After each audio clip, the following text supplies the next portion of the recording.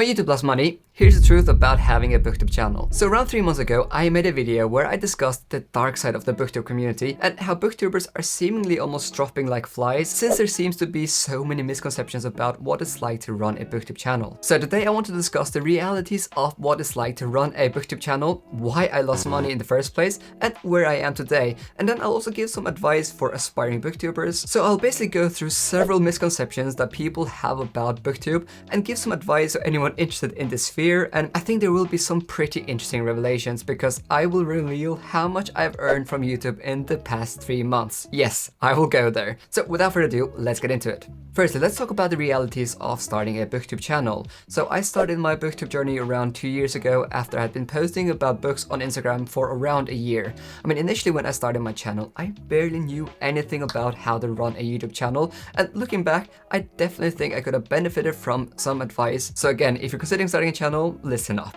Now, misconception 1, I should focus on getting monetized as quickly as possible. Now, I know it's ironic to say that this is a misconception when this video literally focuses on how my channel lost money, but hear me out. Firstly, a lot of Booktubers will be very focused on a specific target, such as how to get monetized. And if there's one thing I wish I had implemented early on in my journey, then it would be to use some kind of productivity tracker, since it can be very easy to get incredibly overwhelmed just to try and learn how to navigate this thing called Booktube. So one program I would recommend is a program called Scribble, and they're actually sponsoring this video, but I'm happy to endorse them since I actually find this program incredibly useful. Also, if you want to get access to Scribble, then I'll actually have a link down below where you can get 10% off for the next 4 weeks on the personal pro plan. I will leave a link below. Now, if you didn't know, if you reach 1,000 subscribers and 4,000 watch hours on your channel within 12 months, you'll actually get invited to the YouTube Partner Program and you can actually start earning money on your channel. It all sounds very exciting, doesn't it? So, as you can see here, we have the goal of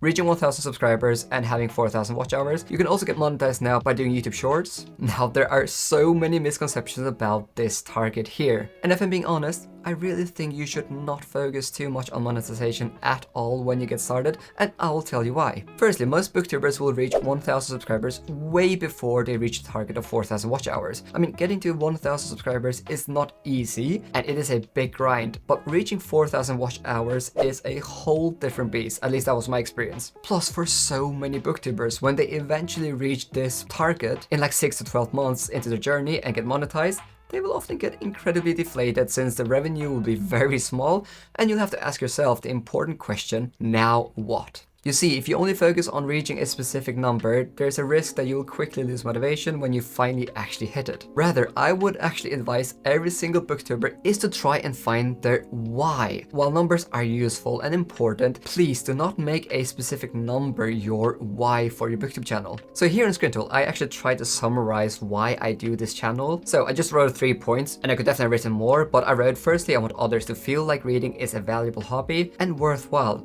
Secondly, I want to make engaging content that people enjoy watching. And thirdly, I want to be able to use my love for reading to spread positivity. Okay, I know it's a bit fluffy, but it's definitely better. Why? Because even if I reach 100,000 subscribers or even 1 million, my goal can stay the same. I mean, this is not going to disappear. I really want to emphasize, if you're looking to just get rich from doing YouTube or Booktube even, then I can guarantee you there are way easier ways out there than YouTube, and especially Booktube. I mean, please do not get into YouTube only for the money, because statistically speaking, you won't become rich, and I'll show you my numbers later and you'll see how much I've earned in the past 3 months. Consequently, you want your viewers to believe in you as a person, and if your goal is only to get rich or only to grow fast, then it's unlikely you'll able to get that vision across. But if you have a good and meaningful why behind your channel, then I think it's less likely that will happen. Moreover, I think it's more likely you'll actually get monetized faster when you have a good why. And if you grow slow, then the grind also will become more bearable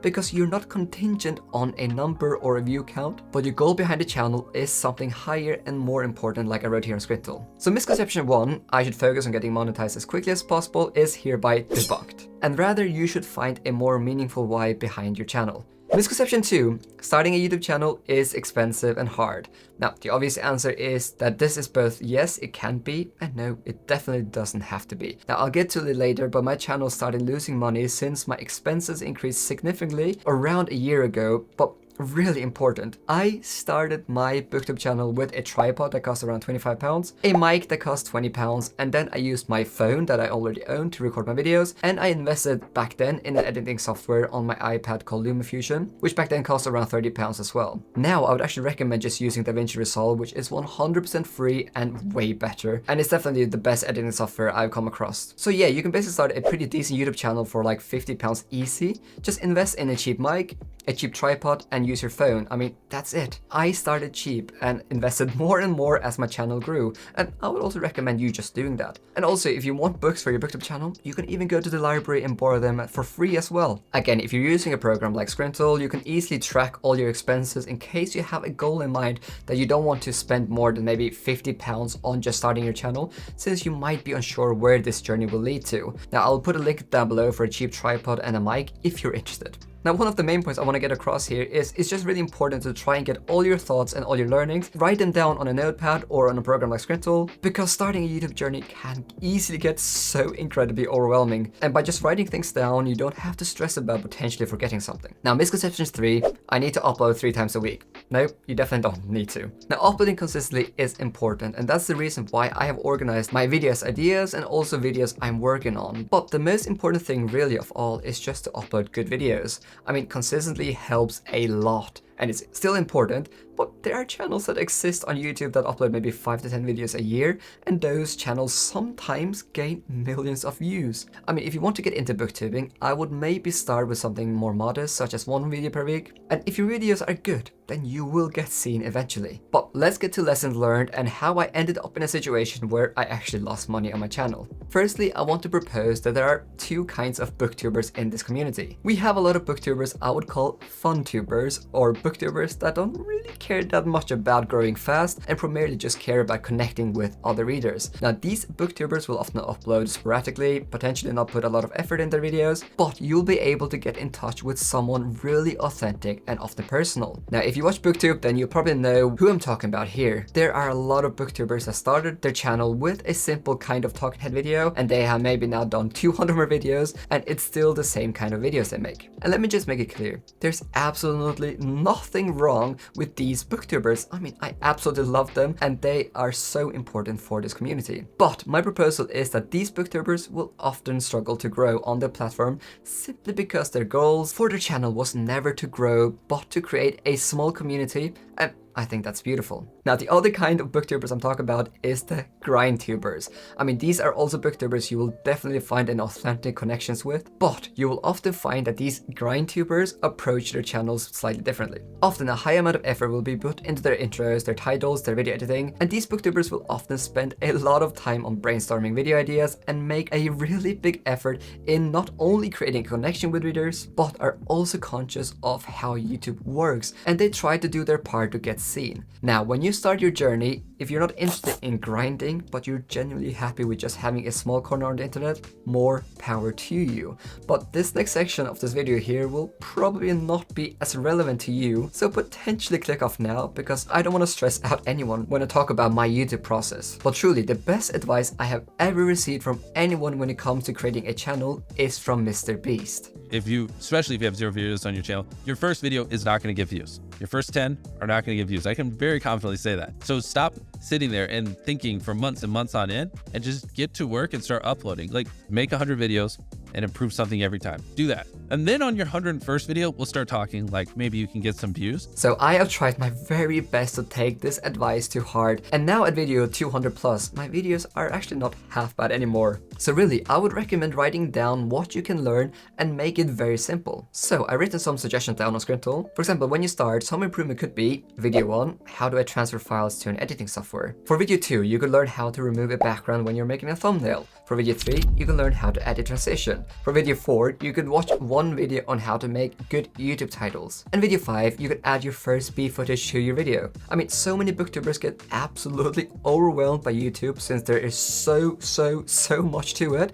And the more you learn, also the more you see how bad you are at it. But genuinely, I still feel like I can make my videos 5 to 10 times better, but I know I'm not where I also want to be, and I probably never will be, to be honest. But even now, I still want to slowly improve my videos, and I do it slowly by learning new stuff.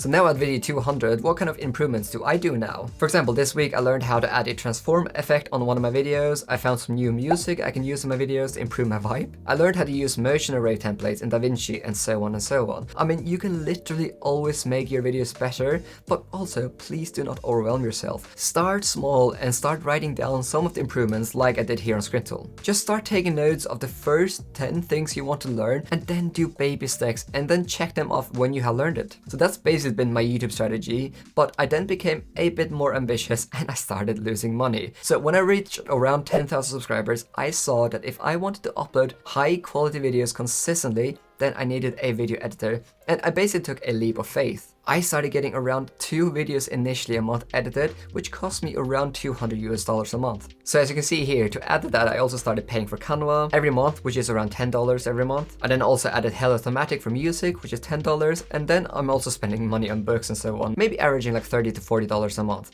I mean, basically those first months I started investing into video editing, I was not earning enough to break even, and I probably was losing around $50 a month due to this more aggressive strategy. However, what that allowed me to do was to often record 2 videos simultaneously, and I could send one to my editor and then I could start editing the other video. They often say that time is money, and that's how I looked at Booktube. I was maybe losing $50 to $100 a month, but I was also gaining back around 4 to 5 hours back I could spend on other things, or even as I wrote here on Scribble, maybe around 10 hours I could outsource this and then get some more time to maybe focus on video ideas like here or thumbnails. And just that math totally made sense to me. I mean, I wasn't losing a huge amount of money, but my channel was also way smaller then, and for me this felt like a huge risk, especially considering I was a student at the time when I started investing into video editing with a very low income. And again, an app like Scribble, you can see here that I have an overview of what I'm working on, and then I have the videos my editor are working on over here. I just wrote the mystery videos because I don't want to give some of these videos away yet.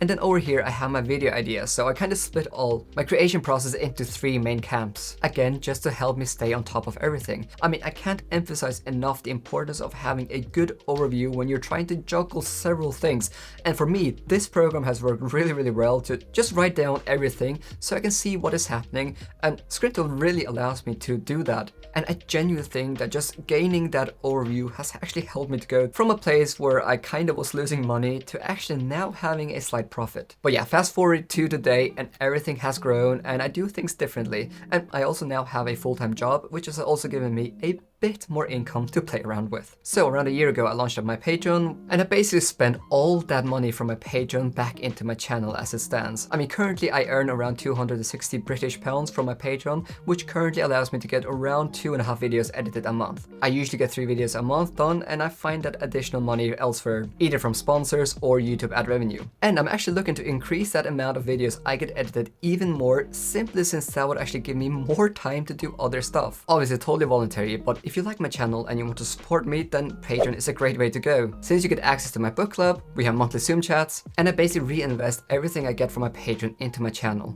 Basically my hope for my Patreon is to make it grow big enough so I can get all my videos professionally edited so I can deliver better and more consistent videos, but I'm still a bit far off from that goal. But I'm finding I am spending more money on my Booktube channel than ever before, but it's also generating more money than ever. But it all started with me initially losing money. But where am I today with my YouTube channel and revenue? So for example, since April 2024 to July 7th, I spent around 1,000 British pounds on my channel.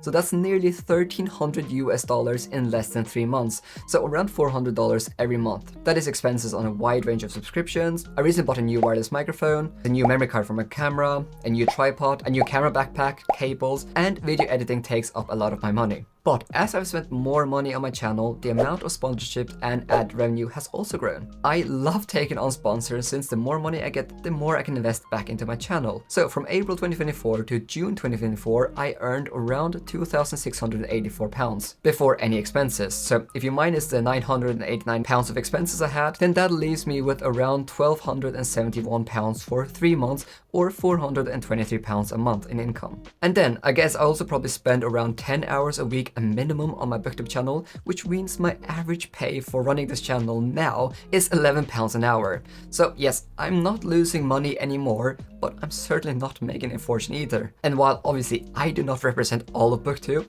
I want to emphasize Booktube is a tough gig. I've been doing this for 2 years and I have been trying my best to deliver you guys really good content, and I have found it incredibly rewarding. But if you are in it for the money, then you either have to be around for the long haul or find a different niche. I also never really got around to discussing comments, but while 90% of my comments are absolutely lovely, the more exposure your channel gets, the more vile comments you get. So it's also worth noting that even in this lovely booktube community, there are some idiots. But if I should summarize my advice, decide what booktuber you want to be. Do you want to be a fun tuber or a grind tuber? Sign up for a productivity app. As I mentioned several times, I think Scribble is really helpful, and you can get access to it in the description down below. I would write down all the skills you want to learn and make some slow improvements. And lastly, don't do booktube for the money or to reach some milestone alone. Find your why.